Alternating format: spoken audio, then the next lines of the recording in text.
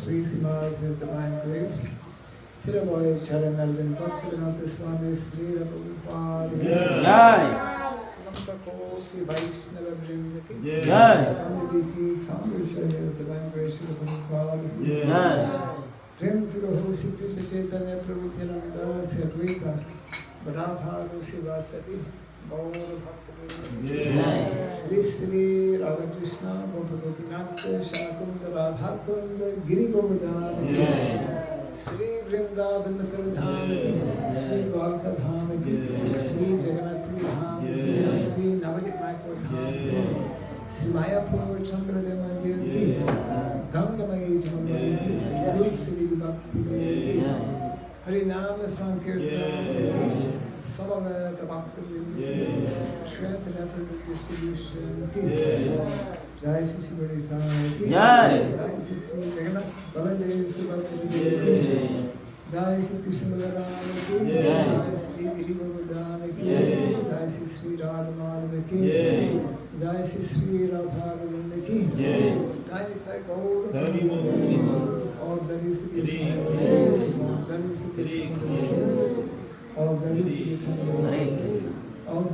All that is Sri Guru and to Sri Gauranga all that is Sri Prabhupada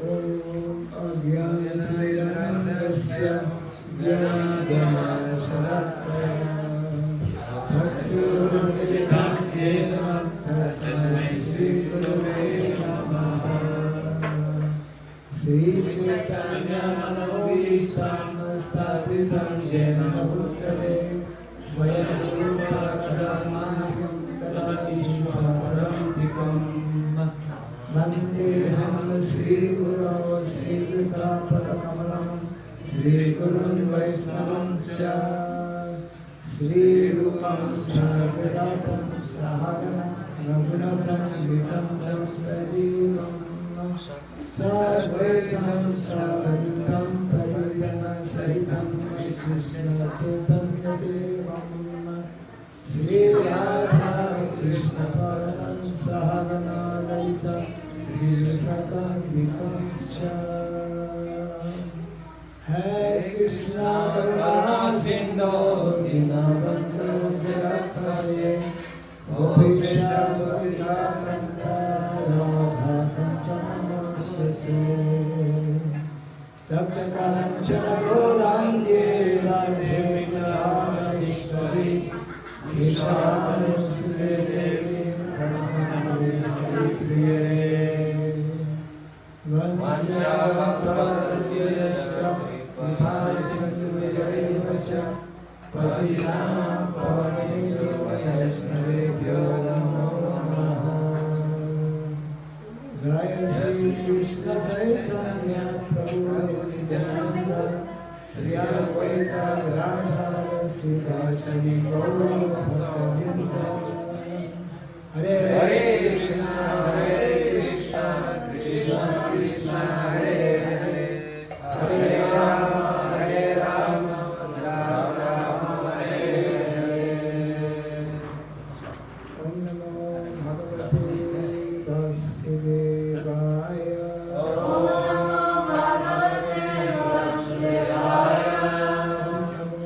Bhagavate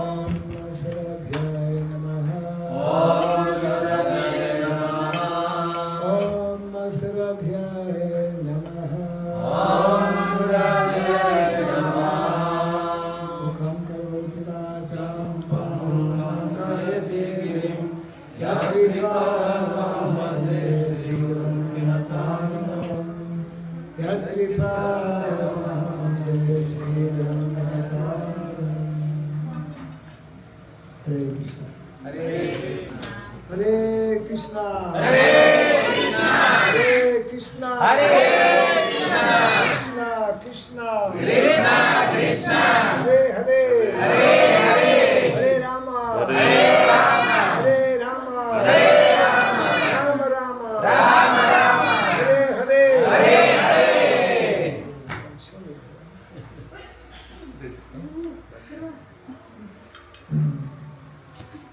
So, a warm welcome to all the devotees, some of whom I believe are coming from quite some distance. Selamat datang kepada semua penyembah dalam acara Sadhu Sangga malam hari ini, dan khususnya yang datang spesial dari jauh sekali. It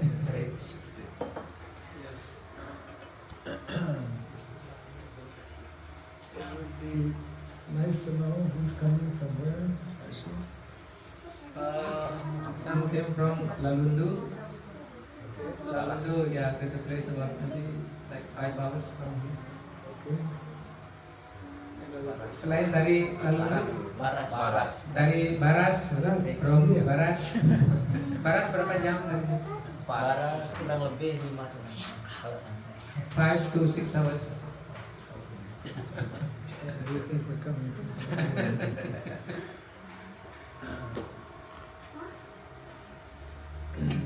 yeah, that is okay. So, I think everyone knows Prabhu Kishore. But we are traveling with one person, one devotee who is coming for the first time to Sulawesi. He's coming from quite some distance as well, Taideh from Kazakhstan. Jadi tidak hanya Prabu-Prabu datang dari jauh, hari ini Maharaj mengajak satu brahmacari datang lebih jauh lagi. Prabu Jayadewa datang dari Kazakhstan. So not everyone may know where that is. Mungkin tidak banyak yang tahu di mana Kazakhstan itu. Tidak tahu. It is in Central Asia. Asia means it is north of, it is like squeezed between China and Russia, right? Jadi Kazakhstan itu ada di daerah Asia Tengah. Kita di Asia Tenggara. Jadi Kazakhstan itu di Asia Tengah, jadi antara Cina dan Rusia. Yeah. So just like now we are in Central Sulawesi, so he is in Central Asia. Seperti halnya kita sekarang berada di Sulawesi Tengah, jadi Prabu Jayadewa berasal dari Asia Tengah. So in the last 3 years, we have been we've been having in Mayapur what is called Kartik semester on Varnashram, courses on Varnashram, and for the last 3 years, he and other devotees from other places have been attending for 1 or 2 months. Jadi sejak 3 tahun terakhir di Mayapur, Maharaj memulai pendidikan yang disebut dengan Kartik semester, dan Prabu Jayadewa meluangkan waktunya untuk mengikuti pendidikan tersebut. Yes. So we are traveling this time, especially to promote and introduce a very important theme within our ISKCON society. That theme is in connection with making Vrindavan villages. Jadi kunjungan Maharaj sejak beberapa bulan ini, sebetulnya beliau sedang dalam tur untuk sebuah promosi atau kampanye, bukan kampanye politik. Tapi kampanye ini adalah tentang pembangunan komunitas, membangun desa-desa Vrindavan. How many devotees here have received the book which is having that title? Apakah penyembah sudah pernah mendapatkan buku yang berjudul Membangun Desa Vrindavan? That is why we have come. Karena karena itulah Mara datang ke sini. And actually the devotees in Bali, a group of devotees in Bali have been very kind to translate this book and recently printed. We have copies. Jadi bukunya sesungguhnya berbahasa Inggris dan sejak beberapa waktu yang lalu beberapa tim penerjemah di Bali telah menerjemahkannya ke dalam bahasa Indonesia dan kemudian mencetaknya. Here it is. Ya, bukunya ada di sini. Careful. I thought cookies would be coming. Dikira gue sama. You have 2 boxes. One box, half book, half gue. More practical. So I will introduce right away. This is the book called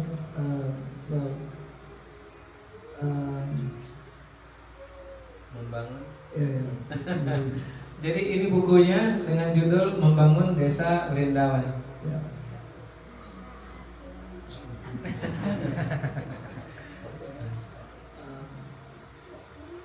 This is not a new theme, not a new idea, not a new project.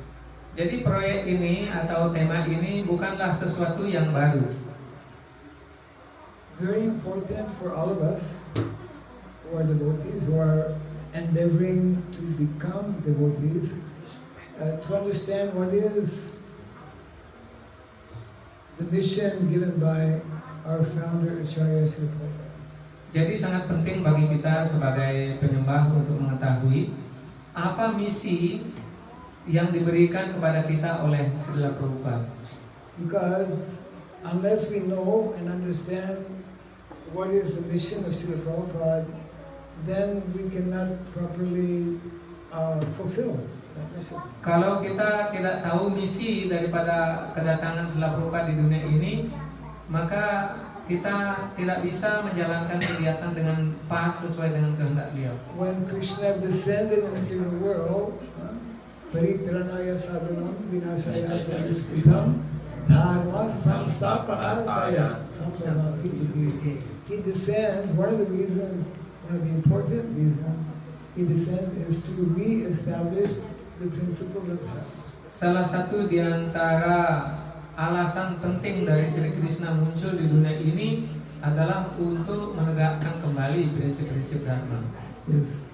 And naturally the Lord, He takes the assistance of various devotees, His acharyas.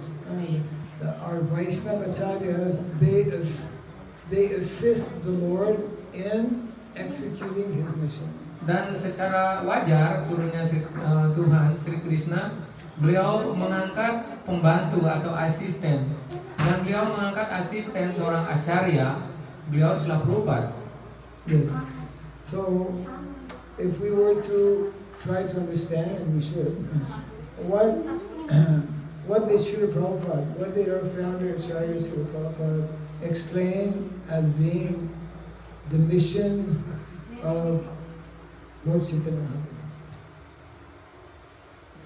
What did Prabhupada explain? What did Prabhupada say is the mission of Lord Chaitanya Mahaprabhu? Jadi apa misi daripada Sri Chaitanya Mahaprabhu seperti yang dijelaskan oleh Srila Prabhupada? It's a very big mission. It's an international mission, international society. Jadi misi dari Sri Chaitanya Mahaprabhu sangat besar yang kemudian diwujudkan oleh Srila Prabhupada, yaitu misi besar, yaitu membangun masyarakat yang sadar Krishna. Actually, many years ago, before going to the Western country, before going to America, Srila Prabhupada, he wrote down what is the mission. Sebelum Srila Prabhupada pergi ke negara barat, beliau telah menulis apa tujuan beliau datang, apa misi beliau. He wrote it in a small essay, in a small book called essay, by the name Gita Nagari. Beliau Srila Prabhupada menulis sebuah buku kecil yang berisikan catatan-catatan Gitanagari yang beliau sebut EC Desa Gitanagari. Anyone has heard about this essay? Pernah mendengar tentang EC Gitanagari? That's why we have come. Karena itulah Mara datang ke sini.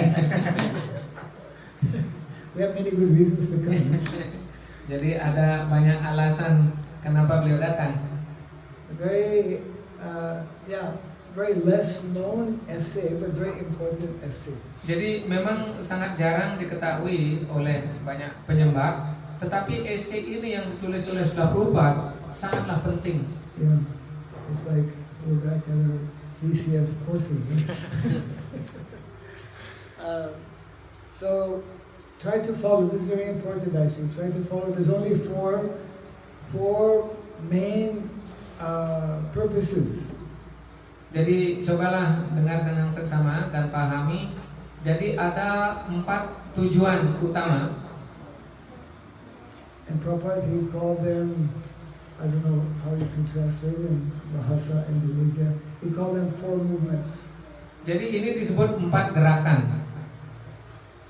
The first, Prabhupada called it Sankirtan movement, Gerakan yang pertama adalah gerakan Sankirtan, which is based on the chanting of the holy name. Jadi gerakan Sankirtan ini berdasarkan pengucapan nama-nama suci Tuhan, And at the same time, which is based on transcendental literatures. dan pada waktu yang sama berdasarkan juga penyebaran kitab-kitab suci. So we know in all of our temples, wherever we travel as devotees, one of the common activities is to chant together Sankirtan. Kalau kita berkunjung ke tempel-tempel, kita semua tahu, jadi pemahaman yang sama, kita bersama-sama mengucapkan nama-nama suci Tuhan. And at the same time, after chanting for some time, we usually read some book, or like this month is a very special month of December, we distribute books. Jadi setelah kita kirtan, jadi secara umum juga kita membaca kitab suci, khususnya di bulan Desember ini banyak penyembah yang menyebarkan buku-buku. Yes. Since Srila Prabhupada's time, in America they call it Christmas Marathon. Jadi kalau di Amerika kegiatan ini disebut kegiatan Christmas Marathon. That's the best way not to translate it, because in the Western countries, Christmas is a very big event. Jadi kalau di Barat ini Christmas itu sangat terkenal. Everyone is in a happy mood. Jadi setiap orang berada dalam keadaan yang riang gembira. Because in the month for Christmas, usually people they receive gifts at Christmas on Christmas Day. Karena umumnya di bulan Christmas ini orang-orang akan saling memberikan hadiah.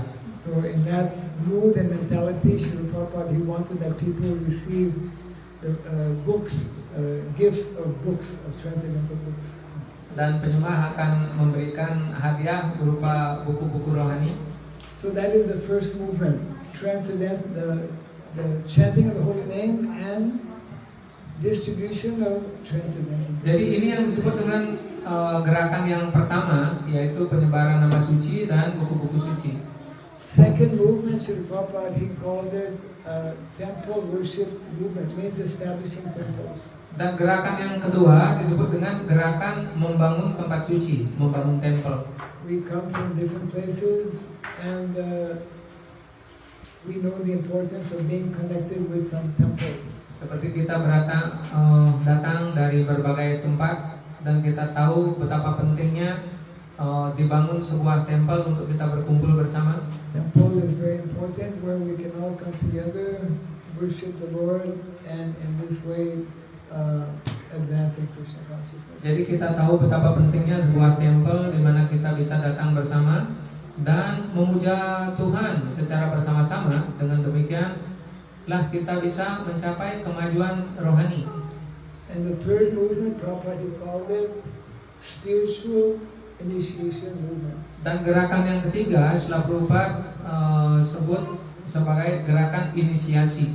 Yes, that means when new people are interested, they come to visit the temple, we should give them proper training and education. Seperti kalau ada orang baru yang berkunjung ke temple dan kemudian tertarik dengan gerakan kesadaran Krishna ini, kita bantu mereka, kasih fasilitas agar mereka bisa berlatih dengan baik, So that they can become very serious in practicing to the point of becoming committed by taking initiation. sampai mereka bisa serius berlatih dalam kesadaran Krishna dan kemudian sampai mereka menerima karunia inisiasi. Yeah, we become part of Krishna's spiritual family. Dan kemudian kita semua menjadi bagian dari keluarga rohani Sri Krishna. So this is known to everyone. Everyone knows about books, about chanting the holy name, about temples, and about training. Di antara 4 gerakan tersebut, gerakan 1, 2, dan 3 ini secara umum dikenal oleh penyembah secara luas. But the fourth one is less known. Tetapi gerakan yang keempat ini sangat jarang diketahui. Or it may be known, but it is not properly understood. Meskipun penyembah hanya sekedar tahu, tetapi tidak tahu bagaimana cara menerapkannya atau mempraktekkannya. So now I will ask all of you, what is this fourth movement? Sekarang Maharaj ingin bertanya kepada kita semua di sini, apakah kita tahu apa gerakan yang keempat yang diperkenalkan oleh Srila Prabhupada tersebut?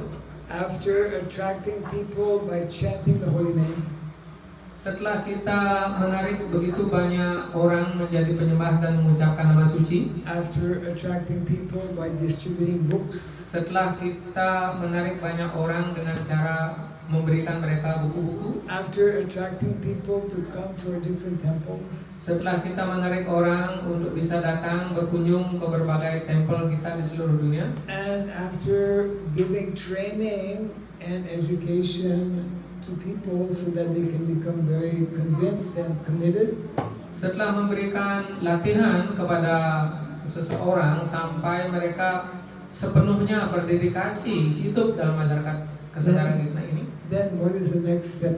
dan kemudian langkah berikutnya apa? Menjaga dan mempertahankan komunitas kesadaran Krishna.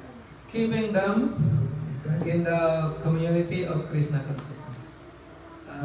Okay, let's see how that. What does that mean?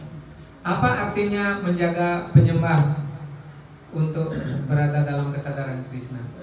He said, teaching them to live in the community of the world. Ya, to be together in the community. Okay, so what does that mean, to live together in the community of the world? Apa artinya kita bisa tinggal dalam komunitas yang sama dengan para penyembah? In the Vedic culture, this means something very unique. Dalam kebudayaan Weda, ini ada namanya sangat bagus dan unik.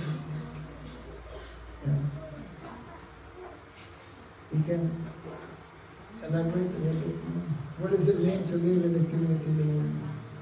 Apa artinya hidup bersama dalam komunitas penyembah? What are the activities in the community of the devotees?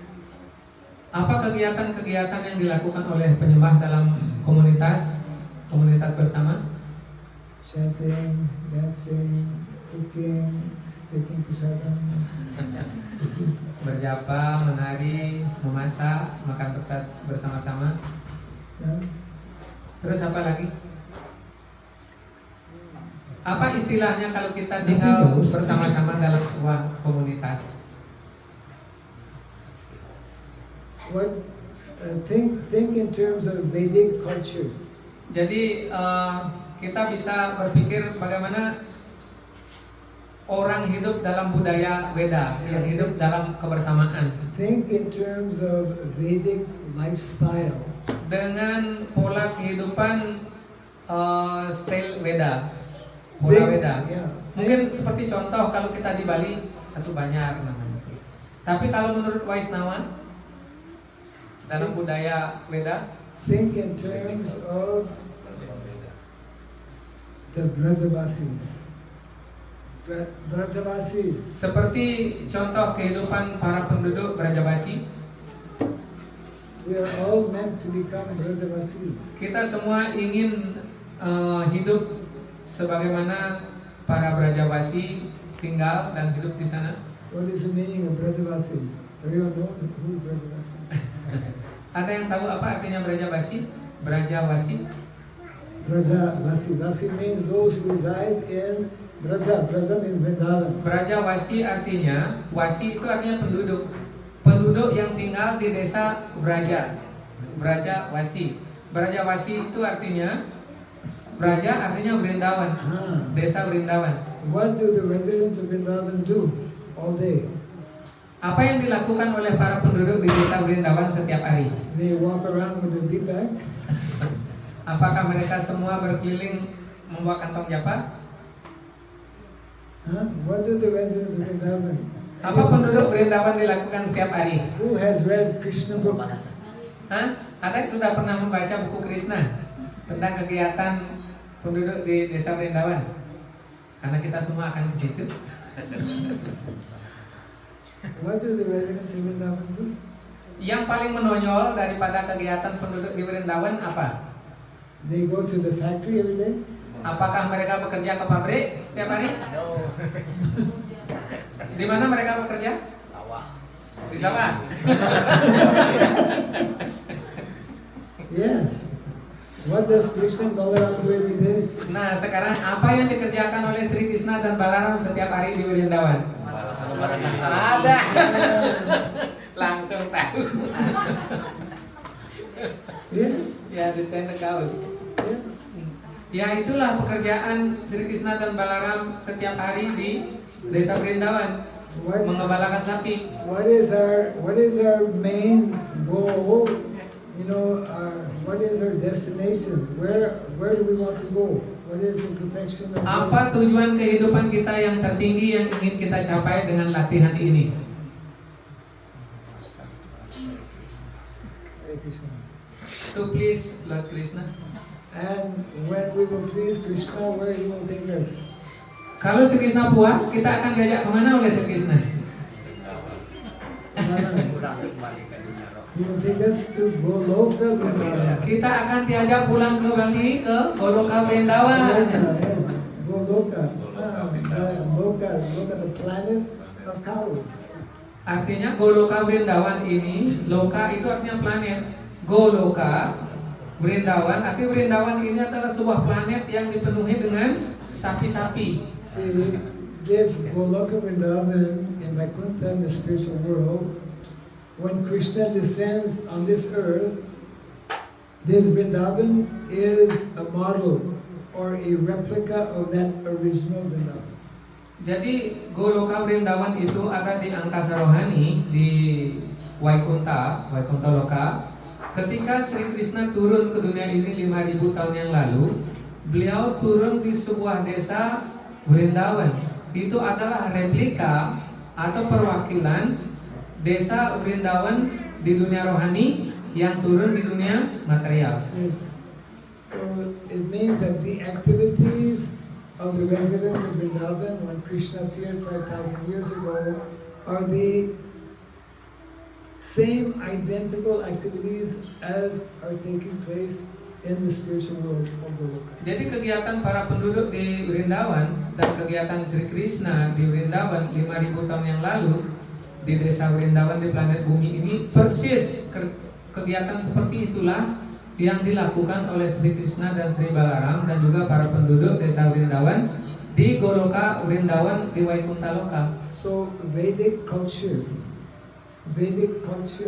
which was nicely demonstrated by the residents of Vrindavan, means living close to nature, living close to the cows, growing our food, and that is how we meet our different necessities of life. Jadi kehidupan berdasarkan kebudayaan Weda yang dijalankan oleh Sri Krishna dan Balaram di desa Vrindavan. Jadi kegiatan mereka sangat dekat dengan alam. kegiatan mereka setiap hari itu adalah menghasilkan kebutuhan hidup sehari-hari.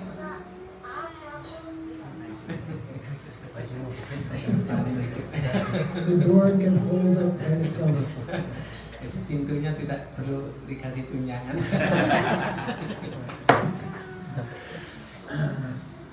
Actually, you're living here in Sulawesi. Sulawesi is a land of plenty. Plenty means there's so much of nature, so much of forest, so much of water, so much of vegetation, so much, everything is green all the time. It is a place like Vrindavan. The only thing missing are that we as devotees are every day caring for cows, growing our own food, and living like the residents of Vrindavan. Jadi kalau kita lihat kehidupan di Sulawesi ini, kita bisa melihat berbagai tumbuhan ada di Sulawesi. Jadi tidak ada kekurangan tumbuh-tumbuhan gitu. Dan semuanya serba hijau. Hanya yang kelihatan kurang itu tidak ada penyembah yang mengembalakan sapi. Tidak ada atau belum dilihat yang menghasilkan sayur mayur, biji-bijian alami organik yang dipersembahkan kepada arca. Baru jagung saja. We were able to honor his corn today. Jadi beliau sudah bisa menerima persembahan jagungnya hari ini. Dimulai dengan jagungnya. The Krishna consciousness is not something, on cloud nine. Krishna consciousness is something very daily, practical. Jadi kesadaran Krishna ini bukanlah sebuah angan-angan seperti sesuatu yang masih dipikirkan akan terjadi nanti, masih di awang-awang, masih ada di awan.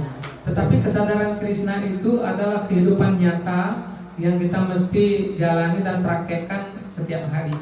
In the Mahabharata, there's a very important, very long conversation between grandfather Vishnudev and Yudhishthira Maharaj. Di dalam kisah Mahabharata terdapat percakapan yang panjang lebar antara Bhismadewa, Resi Bhismadewa bersama Maharaja Yudhishthira. Grandfather Vishnudev is lying on his bed of arrows. Kakek Bhisma saat itu sedang berbaring di atas ranjang panah. After the battle of Kurukshetra, Grandfather Vishnudev, he continues to live actually for many days, many weeks. Jadi setelah berakhirnya perang Kurukshetra, kakek Bhisma masih tetap hidup dan beliau berbaring di atas panah-panah masih selama kurun waktu tertentu. And it is nicely explained how Yudhishthira Maharaj was feeling very sad, very morose, very disturbed that so many people, millions of people, they died just so that I could become a king. Jadi Maharaja Yudhishthira dijelaskan dengan baik dalam percakapan tersebut. Beliau merasa sedih, murung, sangat terganggu. Beliau menyatakan, begitu banyak orang yang menjadi korban, harus terbunuh dalam medan perang ini hanya untuk mengangkat saya untuk menjadi raja. And so many great personalities were assembled at the place where Grandfather Vishnudev was lying. Narada Muni was there, Vyasadeva was there, but Krishna chose that Vishnudev give instruction to Yudhishthira Maharaj. Ada banyak kepribadian besar yang hadir di situ. Ada resi-resi agung seperti Narada Muni, Vyasadeva, dan resi-resi yang lainnya yang mengunjungi kakek Bhisma. Tetapi Sri Krishna memilih Bhismadewa untuk memberikan ajaran kepada Maharaja Yudhishthira. And he spoke to him for a very long time, and he gave him many very, very important instructions. Kakek Bhisma berbicara, memberikan banyak ajaran petuah kepada Maharaja Yudhishthira dalam kurun waktu yang lama sekali. And I will share one of those very important instructions that if you properly understand, then your whole life can be changed. Beliau akan memberikan kisahnya, membagikan kepada kita di mana sebuah ajaran penting yang disampaikan oleh kakek Bisma kepada Maharja Yudhishthira. Kalau kita bisa pahami ajaran ini dan bisa kita terapkan, kita bisa menjalani kehidupan yang berkesinambungan dengan baik. Grandfather Bhismadev is explaining that the Lord, who has created this material world, has given to all of us 3 simple gifts of nature. Kakek Bisma menjelaskan, dunia ini diciptakan oleh Sri Krishna dengan begitu baik dan lengkap. Dan beliau memberikan hadiah yang istimewa. Ada 3 jenis hadiah yang sangat penting yang diberikan kepada kita. If we want to be happy, if we want to be successful, if we want to be wealthy, Kalau kita ingin hidup bahagia, sejahtera, dan kaya, then we should accept and protect these 3 gifts of nature. kita harus menerima, melindungi, dan mempraktekkan 3 hadiah yang diberikan secara istimewa tersebut. We should mold our lives around these 3 gifts of nature. Kita harus membentuk kehidupan kita berdasarkan 3 hadiah yang diberikan oleh alam. Because these 3 gifts of nature act as mothers. They nourish us. Mothers nourish Karena us. 3 hadiah alam ini itu memberikan nutrisi pada kehidupan kita sebagai ibu yang memberikan nutrisi. Yes. So, Grandfather Vishnu explains that no country, no nation can be successful, can become prosperous without properly caring, protecting, and worshipping these 3 gifts of nature. Kakek Bisma menjelaskan bahwa tidak ada negara manapun yang bisa hidup dengan sejahtera tanpa memberikan perlindungan kepada 3 hadiah yang diberikan oleh alam. When we neglect these 3 gifts of nature, then society cannot function properly. Kalau kita mengabaikan 3 jenis hadiah yang diberikan oleh alam ini, maka tidak ada komunitas manapun yang bisa menjalani kehidupan dengan baik. The first gift of nature, Hadiah pertama yang diberikan oleh alam itu, first gift of nature are cows. yang pertama adalah sapi. Yes. Second gift of nature is land, Mother Nature. Yang kedua adalah tanah.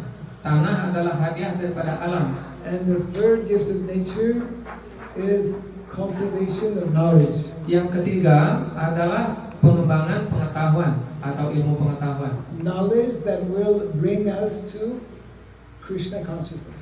Pengetahuan ini artinya yang akan mengantarkan kita kepada kesadaran Krishna. So first is Mother Surabhi. Yang pertama disebut dengan Ibu Surabi, Yeah. para sapi. Mother Nature. Yang kedua adalah Ibu Pertiwi, alam, Ibu alam. And the third is Mother Saraswati. Yang ketiga adalah Ibu Saraswati, ilmu pengetahuan. Yes. So this is what the residents of Vrindavan do every day. Jadi inilah kegiatan para penduduk di Desa Vrindavan setiap hari. The whole Vedic lifestyle is centered on what is called Krishi Goraksha Vanijam Vaishya Karma Swabhavajam. Krishi means natural agriculture. Jadi kegiatan para penduduk Desa Vrindavan atau penduduk berdasarkan kebudayaan Weda adalah budaya pertanian. Yes. And then Goraksha. Goraksha means protection of cows. Pertanian ini diikuti dengan perlindungan sapi. And number 3 means every day hearing and speaking about Krishna. Dan yang ketiga, setiap hari kita mendengar uraian kitab suci, mendengar tentang kegiatan Sri Krishna. So, Srila Prabhupada explained in the purport how these 3 activities, this lifestyle, will help us very quickly to develop our spiritual qualities. Srila Prabhupada menjelaskan bahwa 3 pola hidup ini dengan cepat akan mengantarkan kita kepada jalan kehidupan rohani. What are the three spiritual qualities, or yes, of all living entities? Apakah kualitas spiritual tiga kualitas spiritual yang harus dimiliki oleh makhluk hidup? Krishna is described as Ishvara Parama Krishna Satchit Ananda Vigraha Anadir Adir Govinda Sarva Karana Karanam. So Krishna is Satchit Ananda, eternal, full of knowledge, full of happiness. Jadi Sri Krishna itu beliau penuh dengan pengetahuan, kebahagiaan dan kehidupan kekal. And we are created by Krishna, we are part and parcel of, we also have these same three. Dan kita pun memiliki tiga kualitas penting ini sebagai makhluk yang diciptakan oleh Sri Krishna. So we are traveling to different places to actually try and awaken our devotees to this aspect, this fourth movement that Prabhupada refers to as Daiva Varnashrama Dharma. Jadi Maharaj berkeliling dunia kemanapun beliau pergi adalah untuk membangkitkan kesadaran dan pengetahuan penyembah tentang 4 gerakan yang Srila Prabhupada canangkan ini. Jadi 4 gerakan ini yaitu adalah, atau gerakan keempatnya itu adalah gerakan Varnasrama Dharma. Daiva Varnashrama Dharma, and make Vrindavan villages is what is the foundation or the essence or the basis of establishing Varnashrama. Dan membangun desa Vrindavan ini adalah fondasi dasar untuk membangun komunitas Daiva Varnasrama Dharma tersebut. So this little book here, Make Vrindavan Villages, we are encouraging the devotees to read, to study, and to meditate upon. Dan buku ini yang berjudul Membangun Desa Vrindavan itu diantarkan untuk penyembah agar penyembah bisa mulai membacanya dan memahami bagaimana kehidupan di desa Vrindavan tersebut. Not only do we have this, it's a small book actually. It's a small book but a very powerful book.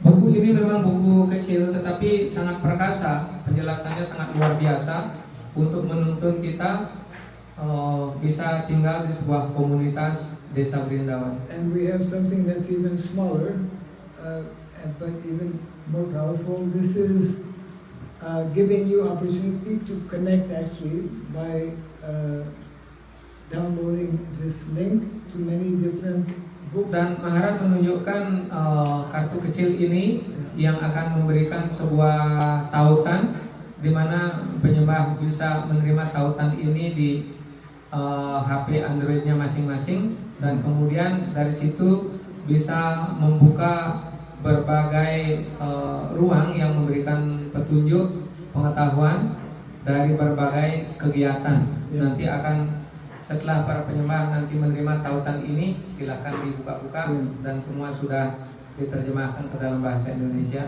Yes, the card will be with Jayadev, so you can get it.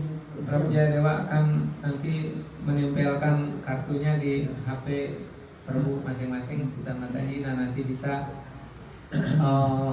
menuju tautannya. It was very much the desire of Srila Prabhupada that we try to understand this aspect of Vedic lifestyle.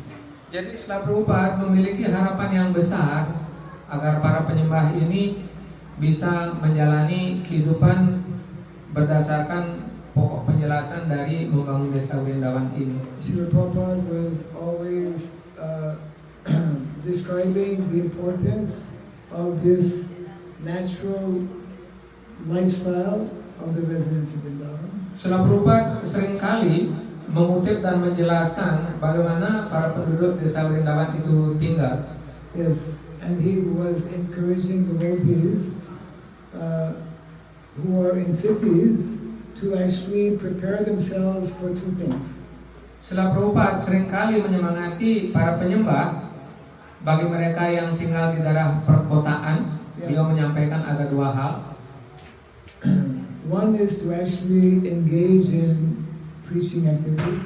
Yang pertama, agar penyembah itu menyibukkan dirinya dalam berbagai kegiatan pengajaran.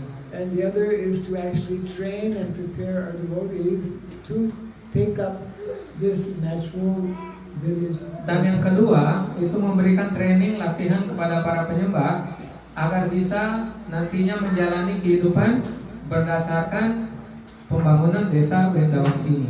And to reconnect with our roots, with our sources. Dan kita kembali lagi terhubung dengan akar kehidupan yang sejati. Our root, our sources are in the villages, are with cows, are with the land.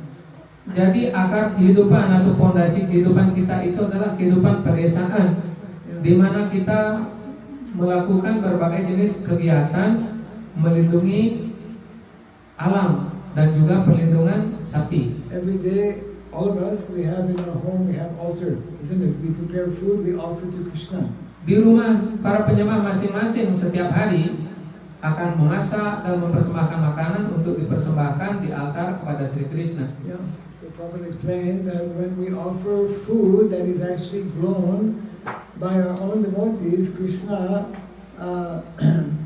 becomes 100 times more pleased. That food is actually 100 times more important when prepared and offered by the devotees.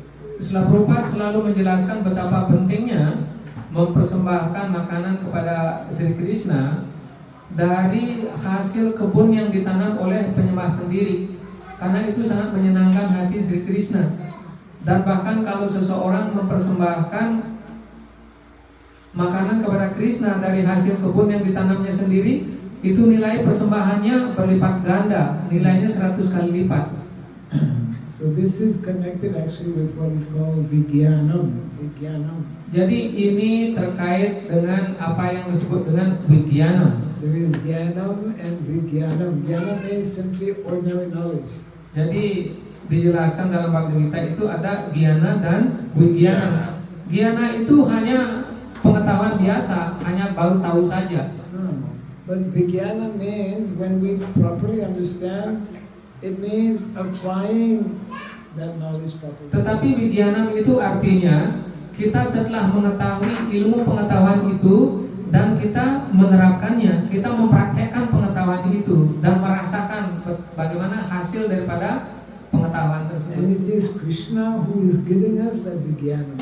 Jadi Sri Krishna sendirilah yang memberikan Vijnana kepada kita. Krishna will be inclined to give us this Vijnanam, this understanding, when he sees that we are nicely hearing and putting into practice his instructions. Sri Krishna akan menganugerahkan Vijnana kepada seorang penyembah apabila Sri Krishna melihat keseriusan para penyembah itu mendengar dan memahami dan kemudian mempraktekkan ajaran yang dipelajari tersebut. Yeah. So actually, we are. Can you open this? We will be launching a campaign actually in the month of May. We will be officially launching this Make Vrindavan Village campaign in the month of May. Jadi Maharaj akan secara resmi nanti akan mengkampanyekan tentang membangun desa Vrindavan ini pada bulan Mei tahun 2026. And we are now just introducing, actually when you take this link, you can find out more about this campaign also.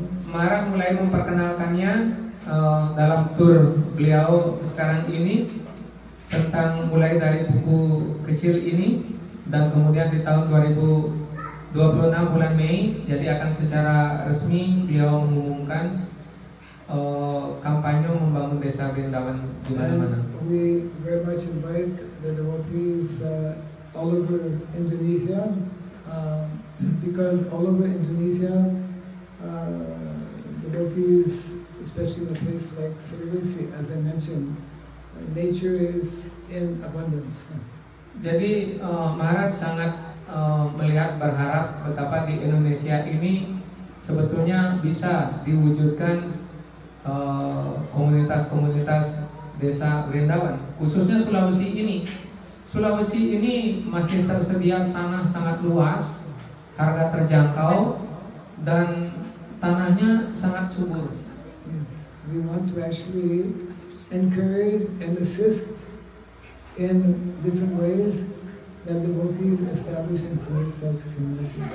Dan Maharaj mencoba untuk membantu memberikan pemahaman dengan berbagai cara agar penyembah bisa tergugah hatinya untuk membangun sebuah komunitas di mana komunitas tersebut itu bisa dihuni oleh banyak penyembah dan menjadi perkampungan Vaisnava. Yeah. The influence of Kali Yuga is very, very strong. Karena pengaruh Kali Yuga ini sangat kuat. Modern day society and all the adharmic activities taking place is very much polluting the whole atmosphere. Masyarakat modern dengan berbagai kegiatannya sekarang itu sangat mencemari. Gitu. Banyak kegiatan yang mencemari dilakukan di mana-mana. And therefore it becomes even more and more important for devotees to be living together. Karena itu kalau kita amati menjadi kebutuhan yang sangat mendesak sekali, di mana para penyembah bisa membangun sebuah komunitas dan hidup bersama dalam komunitas tersebut dan mempraktekkan kegiatan bakti. So we can take a few minutes for some questions possibly. Jadi Maharaj membuka ruang kalau ada diskusi atau pertanyaan yang ingin diajukan. Maybe you can take a few minutes to explain some of the places where we are trying to encourage devotees to make communities like in Green Bay and other places. Jadi seperti halnya yang sudah Maharaj gagas sejak lama, pembangunan perkampungan Vaisnava ini seperti di Desa Gita Nagari Baru di Lampung, GNB. Jadi seperti inilah gambaran yang digambarkan oleh Srila Prabhupada. You can tell that as you speak, devotees can send their cell phone and he'll fix it up. Jadi sambil saya menjelaskan, penyembah silahkan menyerahkan HP-nya untuk diberi tautan agar bisa menjangkau You show them the penjelasan-penjelasan. website where they can go to their bahasa. Jadi ini tautan yang diberikan ini adalah penjelasan dari berbagai kegiatan yang mendukung pembangunan desa Berendawan ini. Jadi selain di GNB di Lampung, penyembah juga di Kalimantan telah mendapatkan 2 tempat.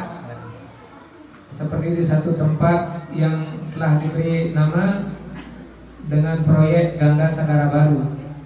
Di sana sudah didapatkan sebetulnya tanahnya dalam kurun waktu yang sudah puluhan tahun. Luas areal yang didapatkan 125 hektar.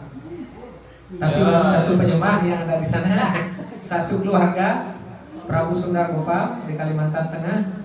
Tapi beliau tetap bersemangat setelah memahami betapa pentingnya penyembah di masa depan memerlukan sebuah komunitas. Dan yang kita dengar dari beberapa penyembah di Sulawesi Selatan, tempat Prabu Suparna dan Prabu Radhika Raman dan lain-lain menyatakan seandainya kita hidup dalam sebuah komunitas penyembah, kita tidak tahu bagaimana masa depan anak-anak kita. Kita sudah melihat anak-anak kita tidak bisa mempraktekkan saudara Krishna dengan baik karena pergaulan di luar sana. Ada yang malas berjapa, diajak ke tempel dengan alasan karena jauh dan lain sebagainya. Tetapi kalau kita lihat seperti di desa GNB ini, anak-anak itu berkecimpung hanya sekitar situ saja, tidak mendapat pergaulan luaran. Jadi kalau sudah sore ya mereka ke tempel. Tidak ada pilihan lain, tidak ada tempat lain. Kalau tidak datang nanti merasa wah saya tidak datang. Gitu. Jadi lebih kondusif gitu, daripada kita berjauhan gitu. Yang sebetulnya menjadi concern kita adalah anak-anak kita ke depan. Kalau kita ini semua para pencari spiritual, tetapi anak-anak kita bukan pencari spiritual gitu. Dan mereka ya menurut pilihan mereka. Kalau kita menurut pilihan kita, karena kita yang mencari, tetapi anak-anak kita belum tentu pencari. Gitu. Karena itulah komunitas Waisnawa ini, perkampungan Waisnawa ini amat sangat diperlukan. Srila Prabhupada sudah melihat 50 tahun yang lalu. Karena itu beliau mengatakan bangunlah desa Vrindavan. Karena itu beliau sudah memberi judul membangun desa-desa Vrindavan. Gitu. Jadi inilah yang sedang beliau bina di desa Gita Nagari baru GMB itu, yang kemudian ingin kita implementasikan di tempat-tempat lain, yang sebetulnya dulu sudah sempat kita diskusikan dengan berbagai penyembah, dan kita sudah berdiskusi di Tolai, dan penyembah di Tolai sudah mulai sebetulnya duluan mencari areal tersebut. Tetapi karena suatu kendala, kan belum bisa dilanjutkan. Iya, karena adanya teroris seperti itu. Ya, Tetapi ini hendaknya jangan menjadi halangan. Kita harus memulai lagi. Suasana sekarang sudah semakin kondusif. Para penyembah Bali sudah mencanangkan mencari tempat di IKN dengan harapan untuk membuat sebuah komunitas tersebut. Tidak ada sesuatu yang terjadi mulus sejak awal. Itu pun tantangannya berat luar biasa. Setiap hari kita berdiskusi, berjuang. Sudah lebih dari hampir 2 tahun untuk mendapatkan tanah tersebut. Kami juga dengan para penyembah di Gianyar berjuang di Sumbawa. Juga terdapat kendala. Tetapi kita tidak menyerah. Kita tetap akan mencoba dimanapun. Di Kamboja juga kita mencoba. Sekarang sedang kita berjuang. Di sana tidak ada orang. Tidak ada orang artinya tidak ada orang di pihak kita. Tetapi kita tetap berjuang. Bahkan sendiri pun di sana kita tetap maju. Di Irian Jaya hanya satu juga tetap bertahan. Sudah 16 tahun lebih. Yang sekarang sedang kita harapkan adalah peran serta yang lain, penyembah yang lain. Di sini karena berkumpul banyak dan fasilitas juga mendukung, jangan menyerah. Kita harus bangkitkan di sini. Di mana kita bisa bangun di kota seperti di sini karena sudah dimulai. Kita buat komunitas kecil di sini untuk memberikan pelatihan karena ini kota. Anak-anak penyembah yang bersekolah kita berikan latihan. Dan agar suatu hari kita bisa dapatkan sebuah tempat di mana kita bisa mendapatkan adanya yang luas. Dulu saya sudah berdiskusi dengan banyak penyembah, kita akan mencari tempat di pesona.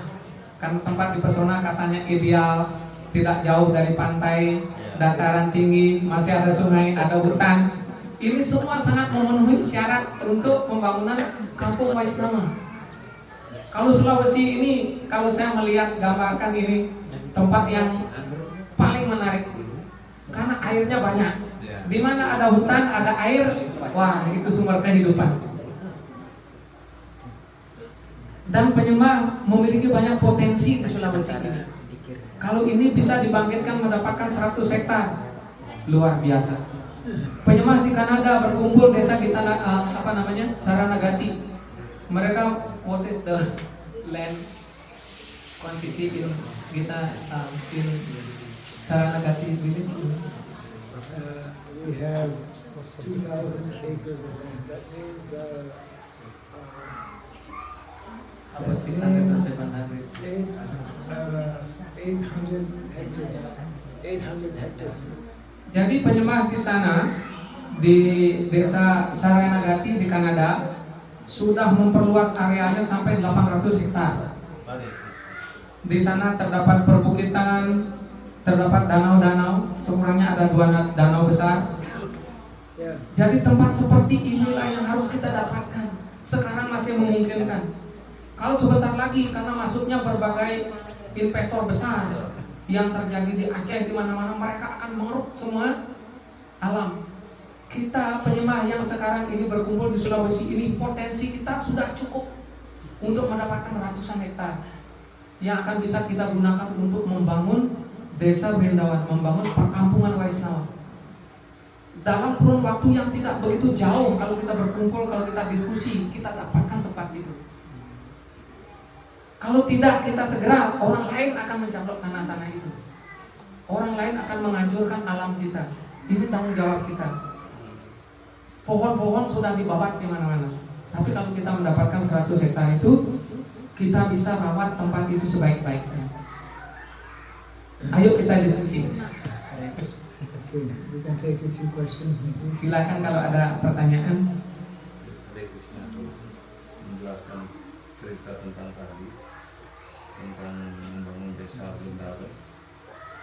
Jadi yang saya tanyakan, karena untuk fasilitas yang sebesar itu, yang sampai ratusan hektar itu kan istilahnya kita ada areal barangkali yang bisa ditemukan, cuma yang tidak bisa ditemukan barangkali ada laksminya yang tidak bisa ditemukan kadang begitu. Jadi kita tidak bisa jadinya memiliki, jadi itu yang jadi kendala sementara kita sekarang. Kalau areal barangkali kalau cuma barangkali ya 20-an, 30-an sampai 40-an hektar itu bisa kita dapatkan dengan fasilitas jalan yang sudah ada juga. Dan arealnya seperti Prof bilang ada batu besar, ada sungai-sungai besarnya, sungai-sungai kecilnya ada. Cuma yang jadi kendala sekarang itu dananya yang belum bisa kita pikirkan gitu. Entah kita dapat dan di mana untuk ratusan atau puluhan hektar ini. Gitu. Land is available. As far his knowledge can catch, area like up to 30 hectare and 40 hectare with the good criteria, water facility that he can find. The only now he could not find is the resources, money resources. Who own such amount? Bisa Prabu gambarkan berapa harga 1 hektar areal itu?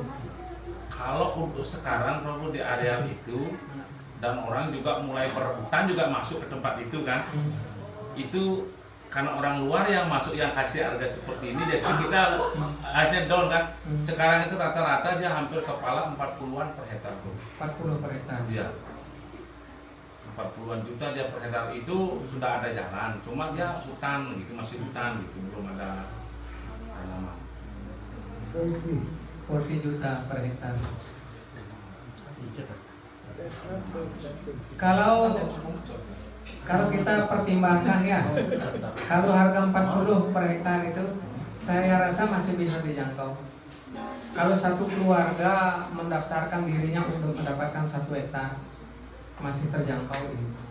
Kalau kita diskusikan dengan seksama, kalau 40 juta kali 30 berapa jadinya itu? 1,2 M. Ya, kalau 1,2 M. Kalau kita diskusikan dengan penyembah, sekarang masing-masing penyembah yang satu keluarga ini berapa punya dana? Kita gambarkan berapa kekurangannya. Kalau kita pinjamkan, bunganya berapa? Berapa kesanggupannya membayar per tahun? Saya yakin bisa. Di GNB sekarang itu harga tanah sudah di atas 100. Yang dulu kita beli hanya seharga 3.750.000. Kalau ini harga 40, kalau kita seperti di Bali beli 1 aro itu sudah 100 juta. Kalau di sini dapat 1 hektar. Kalau hitungan kesananya, cuma Ya. kalau kita di sini